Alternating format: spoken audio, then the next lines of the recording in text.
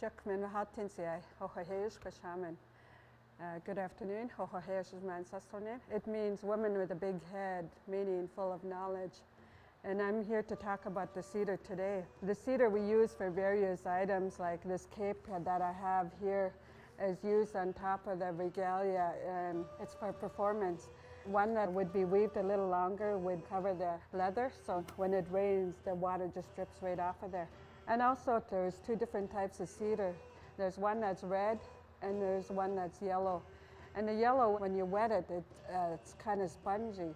But once it dries, it tends to brittle, whereas the red is a little stronger. And when you make the rope, it will last longer than the yellow. How we harvest our cedar bark is there's a 2-week window in the spring from mid-May, possibly toward the end of June, depending on the climate and the altitude that you're at. And how we do it is you take a 2-hand width from the tree and you cut it on the bottom and you strip the tree. And then you put it away in a cool, dry place to cure, and usually about a year. Once it's cured enough to use, you pound it, and then depending on the temperature of the water, you soak it for some time, and then you can split it.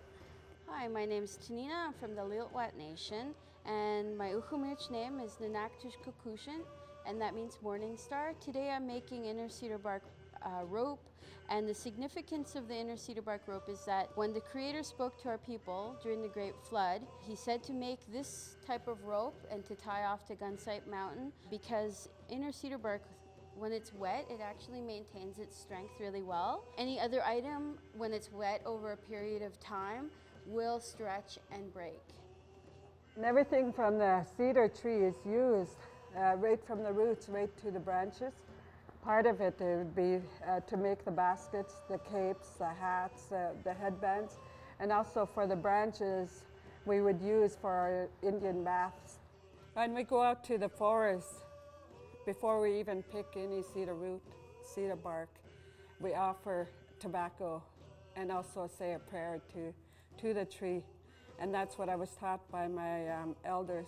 When I went out with my grandma, I was also told we go into the forest, and when we harvest, we have to be out of the forest before a certain time.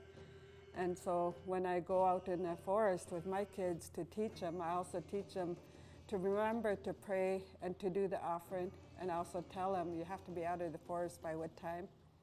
And so that's the way I was brought up, and that's the way I continue, and I'm happy to be here to teach anybody who comes within our culture center.